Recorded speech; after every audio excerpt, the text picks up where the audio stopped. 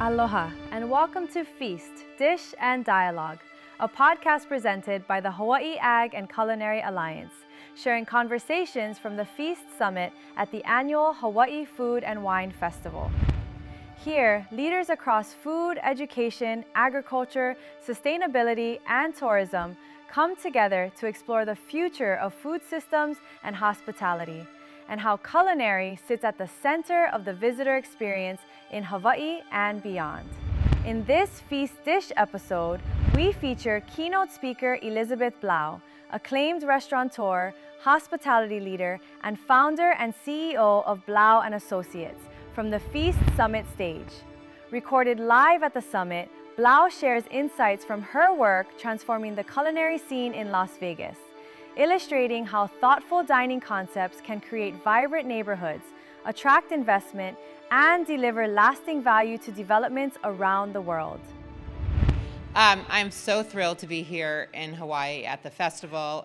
Huge thanks to Denise and Roy Yamaguchi, who, Roy, I don't even want to admit how long we've been friends. But it's thrilling to be here and with my fellow panelists and my husband, who is here supporting and will be part of the matcha brunch on Sunday. So really thrilled to be here to talk about this topic, because obviously this is really near and dear to me. And the business of dining, I don't think, really could be any more exciting and extraordinary right now. So a little bit about my background. I've been in Las Vegas for almost 28 years, and while this sign looks like it's so old with the $1.99 brunch, and the only thing missing is the 99-cent shrimp cocktail, but you know, this was 28 years ago when I moved to Las Vegas. This was the landscape. Food was an amenity. It wasn't a driving force, and nobody was really focused on culinary. What transformed that? It was really the opening of Bellagio. Steve Wynn's hotel really kind of set the stage. So many celebrity chefs became a part of that. And then it was a domino effect with the Venetian and Mandalay Bay and so many other places to today. We've also become a sports hub. That photo at the bottom is F1, where the strip is absolutely electrified and lit up at night. And so what this illustrates is, yes, it was a transformation of Las Vegas, but this transformation is really happening around the world. And it's not just happening in luxury casino resorts, it's happening in museums, it's happening in sports arenas, it's happening in airports, it's happening in small cities and in rural destinations. This phenomena of restaurants anchoring has really been, you know, the evolution from what we would see in a mall, where we would see anchor department stores. Really the only thing on a retail side that's left that's as powerful as what you can equate to the restaurant business is an Apple store. But other than that, it's really what differentiates has really become restaurants. I could talk to you for hours on this topic, and so what I decided today was really to focus on the luxury side and what is happening and what is trending on the hotel and resort side around the world, because as I said, this has touched every level of our various industries, and so you know, we could go off in so many directions. Cuisine really has become mainstream. If you think about it, there's 24-hour food television. Every major food network, every major news network is featuring chefs, is featuring restaurateurs, is featuring culinary programs. They're featuring our cookbooks, and so there just seems to be, no pun intended, an insatiable appetite for what's happening in our business, which is what makes it so exciting right now. You're listening to Feast, Dish and Dialogue, conversations from the Feast Summit exploring how food, culture, and hospitality shape the visitor experience in Hawaii and beyond. When you look at resorts and you look specifically at luxury resorts, I mean, think about it. What differentiates? I mean, yes, they all have, 600 thread count sheets. They all have 5-piece bathrooms. They all have spa and fitness. But really, what is making Marriott different from Hyatt, which is different from One and Only, is really food and beverage. And so I think that's what's exciting for all of us. We work on projects around the world, and so, whether you're looking at this incredible transformation in terms of the Crown Prince's 2030 vision project for Saudi Arabia, to what's happening and the Red Sea Global, where you literally took 25 miles of unspoiled coral reefs and places that people had never visited before, and created an infrastructure and airports and hotels and countless restaurants and golf courses to create the entire kingdom of Saudi Arabia as a destination. And it's not just hundreds of restaurants or hotels that are coming, it's literally thousands. And so while we've seen aggressive development in Las Vegas and in Macau and in Singapore, the world has not seen anything like what is happening in the Middle East. The same with Dubai. When they run out of land, what do? They build islands. They just landfill and continue to expand. So the pace is truly breathtaking. And while the progress is maybe a little slower in European countries, there's still a lot of development. I mean, just look at what's happened in the last few years in London. The Raffles was a project that we got to work on in the old War Office. That's where all the James Bond MI5 scenes were meant to be filmed, and now that's the first Raffles in London. The Rosewood in the old American Embassy just opened, and they brought an American brand, Carbones, to anchor that space, and so that development has been wildly successful as well. So when we talk about the differentiators in the restaurant experience, people are getting so creative. And so, I mean, I just wanted to pull a few examples to you. At the Rosewood in London, they did something as part of their 3-meal restaurant called the Pie Room. I mean, that's absolute heaven for me. And so you can actually view into it from the street, and it's all full of copper pans and pies, and they're making both sweet and savory pies for the restaurant. But it's just a little creative touch that adds so much PR and marketing value. And of course, those pies are incredibly delicious. Montage in Cabo is a great example of a luxury resort with traditional hotel restaurants. And they wanted to just do something fun in Mexico, and they had a food truck. And they brought in a really talented chef from Thailand, and it was just kind of, on a lark, and it was so incredibly successful that they created this whole outdoor food park, and now it is still anchored by the food truck, but there's also a kitchen behind it because it's really become one of their most successful outlets.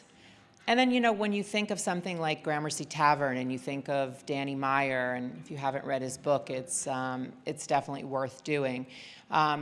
There's also something to be said about not just creating from a culinary standpoint, but really creating a state-of-the-art service culture. And so that is really something in tandem with what we're seeing all around is creating a service culture, is creating a beverage culture. I don't think there's ever been a more exciting time for wine, spirits, mixologists, and even craft breweries. So, it's endless, the levels of layering that you can create when creating these destination spots. When you talk about all-day dining, I wish that term could be completely banished. You have to define hotel dining as a 3-meal restaurant, but that has become such an obsolete term. I like to say, it's a restaurant that happens to serve breakfast, so that we create these destinations, because think of how valuable this real estate is in resort and hotel properties. And so if all you're doing is feeding your guests at breakfast, you've really failed in terms of really activating that real estate. And so these are 4 examples around the world of concepts that really stand out. Feast, Dish and Dialogue is presented by the Hawaii Ag and Culinary Alliance, the nonprofit organization behind the Hawaii Food and Wine Festival. Founded to strengthen Hawaii's culinary and agricultural industries, HACA connects world-class culinary events with year-round investment in education, workforce development, and local agriculture. Through programs that support students, entrepreneurs, farmers, and hospitality professionals, HACA works to ensure Hawaii's food and hospitality ecosystem continues to grow, innovate, and thrive. Trends that set you apart in Delilah, which is in West Hollywood, Las Vegas, and now is opened in Miami. It's a supper club, kind of harking back to what was big in the early 1900s in New York or in Los Angeles, and so bringing entertainment and glamour back to dining.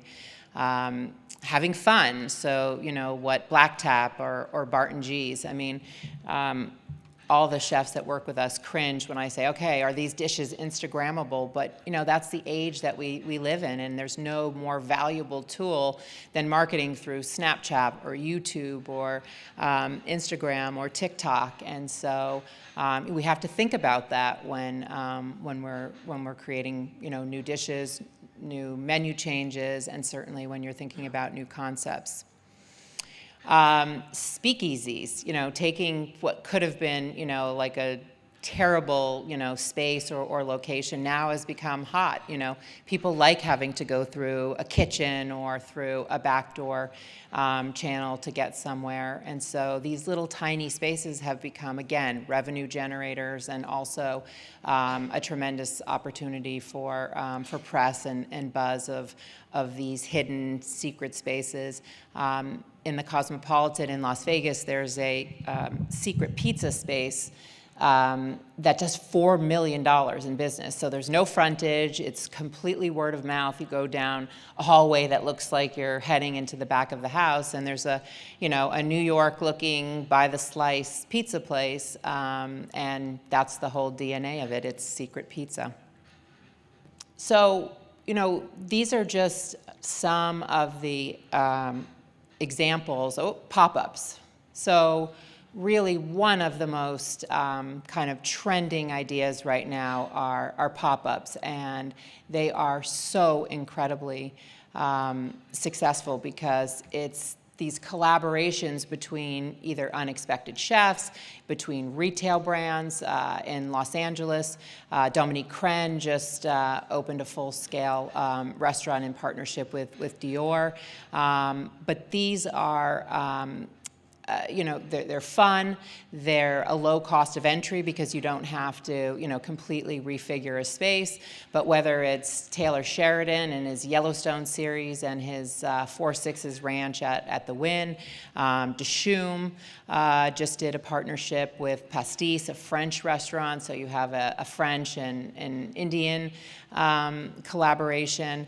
Baron Jack, which is a phenomenal wood fire Persian concept out of London, partnering with Soho House. But these are, and I think really, something that kind of was an extension of things like these food and wine festivals and like the extraordinary event that that you had last night, where so many chefs are working together and collaborating.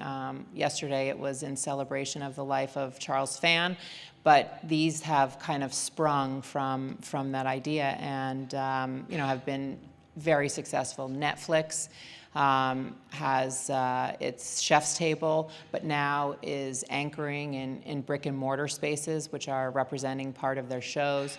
Last time we were in London, there was probably a half a dozen, tea programs that were taking inspiration from movies or television or, a Downton Abbey tea, and has really in London made afternoon tea into its own successful meal category, sort of like an afternoon brunch.